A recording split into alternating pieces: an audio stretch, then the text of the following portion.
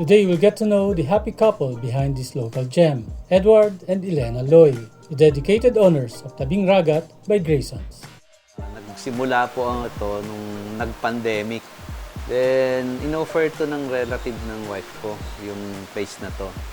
Wala sana kaming plano, kaya lang sabi ng anak namin na kailangan pumunta sa province para sa Maynila po kasi medyo crowded na tsaka polluted na. Kaya napunta kami rito.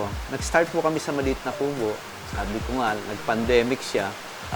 Yung mga relatives niya, walang work. Inayos namin itong place at nakita namin kung gaano kalawak. May kumisari kami ng siomay sa Manila. Nilipat ko rito. Then, naglagay ako ng kitchen. Tapos, sabi niya, maglagay kayo ng konting kainan. Nag-suggest yung mga kabats niya nung magkaroon ng reunion dito na mag-open ka ng parang Kainan. Resto nga. Nag-try kami, kaya lang isip kami ngayon ng pangalan. Hindi naman pwedeng lagay namin yung Grayson Dim Sum Noodle House kasi yung place Chinese namin po. malayo. Tsaka Tsaka Chinese yun. Yung place namin, itong lake, naghanap kami ng mga ibang pangalan. Yung apo namin, si Grayson ko rin mismo. Sabi niya, dahil nasa tabi ng lake, sabi niya, ay tabing ragat, sabi niya, dagat. Una, dagat. MR po ang Cardona. Ligay po namin, tabing ragat by Grayson. Yung Grayson po is yung pangalan ng apo namin. Nagsimula ang Tabing Ragat by Grayson sa isang tahimik na sulok sa bayan ng Cardona, isang lugar na malayo sa siyudad, napapalibutan ng damuhan at dinadaanan ng mga kalsadang hindi pa ganap na maayos. Puro puno po ng kawayan lahat to. Tsaka punong kawayan dito, puro ipil. Kumbaga masukal pang lugar. Talahib po siya. Nagkakilala sa dating Royal Garden Restaurant sa May Ong Pin. Nag-meet kami ng wife ko sa restaurant din, sa Ongpin. Cook na ako doon bilang chef. Siya naman sa receiving. Siya nagre-receive ng mga deliveries. Ako nag-check ng fresh ba yung gulay, fresh ba yung meat, ganon. Pag order kami doon, pinapasa namin yung order namin. Doon ko siya nakita. Nung makita po niya ako, na love at first sight sa akin. Ay, hindi, joke lang. Ako pa. Siya pala, ay ako pala.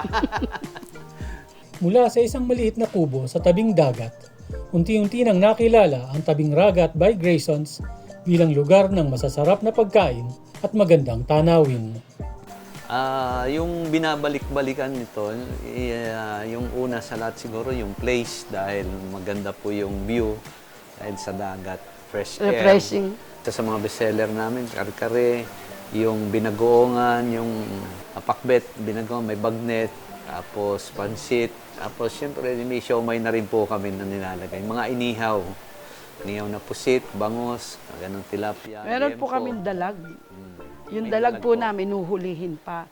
Ituturo ng guest kung anong gusto nila, ng customer, titimbangin. Sila po ang bahala sa luto kung anong gusto nila. Gusto nilang iprito, iihaw, pesa. Yung pesa pa naman natin dito sa Cardona, may konting sausawa na balaw-balaw. Yung po specialty Talagang namin fresh dito. po siya. May fish Buhay pa po may kasi. pan po siya na Papaluto mo lang po kung anong gusto mo. hulihin na lang po. Mula sa sariwang seafood hanggang sa paboritong lutong bahay na putahe, si Chef Ian naman ang magpapakita ng kanyang dedikasyon at expertise sa kusina.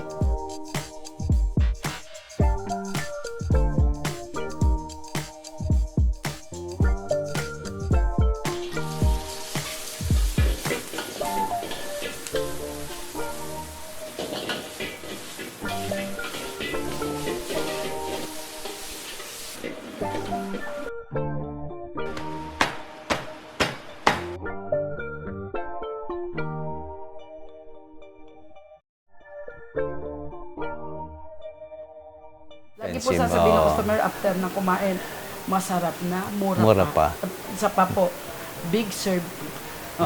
Yun po ang Yun po lagi pinaka-habol po namin. Sinasabi po ng mga customer sa mga crew namin, sasabihin po sa amin ng mga crew.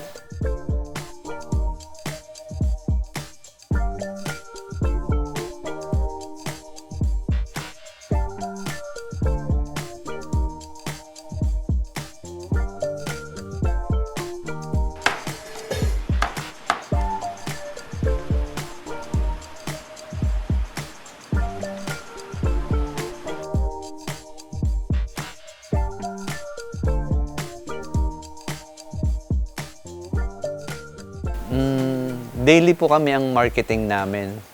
Bali, 5 o'clock in the morning po, nasa market na po kami. Kami dalawa po talaga ang Hands-on po kami sa Hands-on po pagmamarket. kami pagdating sa ano. kaya pinipili po namin talaga yung mga fresh na gulay, isda, meat, Karne. ganon. Kaya siyempre bilang chef nung araw, isa sa mga seminar at training na ina-apply ko rito yung hygiene. Tapos yung pagkain talagang fresh. First out. May pina-implement ko yung first in, first out. Tapos marketing sa gabi. Inventory. Inventory sa gabi, marketing sa umaga.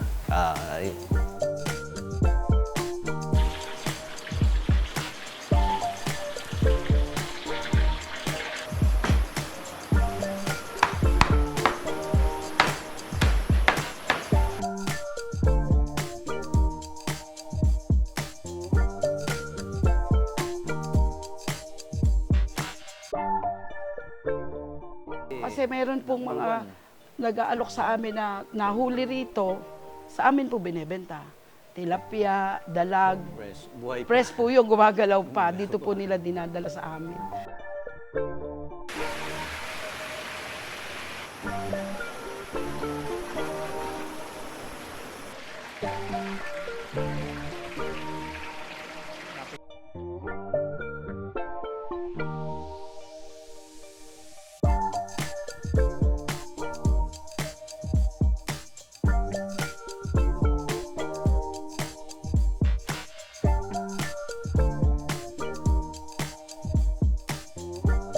Meron kami rito, pwede kami tumanggap dito ng 200 packs kasya dito sa aming buong area. Meron kaming christening, birthdays, Debut. wedding, debut, ganyan. Oo. Meron pa nga nung Mga linggo, meron tawag kami dito? yung Reunion. Ganun. gender reveal.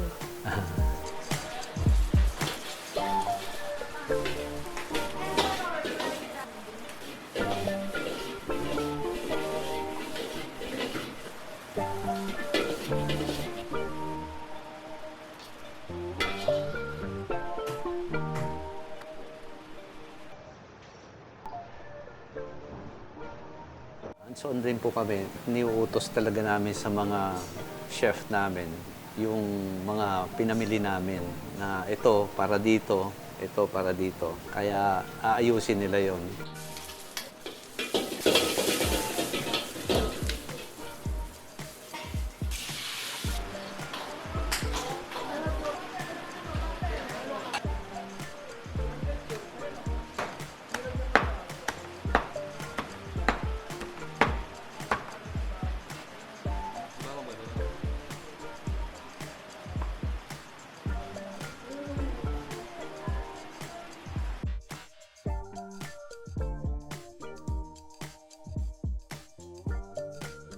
Kasi pinapa-point out namin sa mga staff namin. Pagpasok pa lang, salubungin ninyo, welcome ninyo, maayos. Tapos pag alis, thank you. And para pag-alis po nila, naka-smile po sila.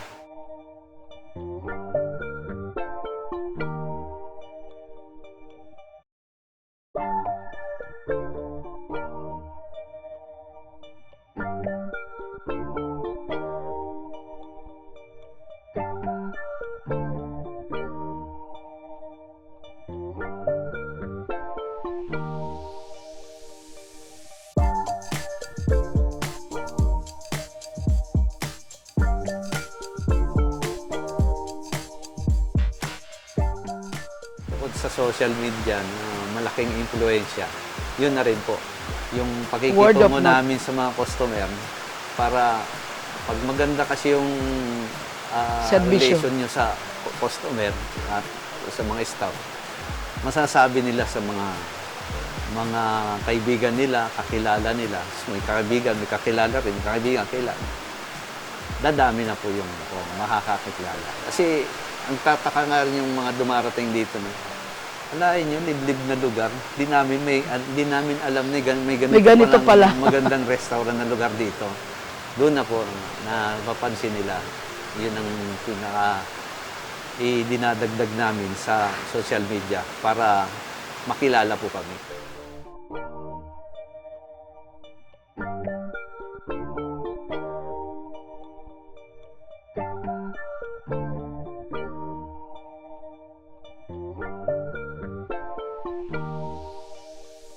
Future po, yung plano namin kasi More menu to come. hindi, tsaka Magdadagdag kami ng iba pang wish mga po pagkain. namin yung reality na sa Cardona po. Medyo napag-iiwanan na po lahat ng bayan ng Rizal. Yung Binangonan, mga kwan, Armorong, may mga Jollibee na mga yan, tayo lang po napag-iiwanan. So, ang plano namin, pangarap namin is maging parang destination ng isang Tourist attraction. tourist attraction, itong Tabinragat na medyo may pagmamalaki na rin na ang Cardona. Meron na rin po tayong Tara sa tabi pupuntahan na may pagmamalaki. Yun po ang pangarap namin Future. dito sa Diyan po sa ating lake. Tabinragat sa Cardona.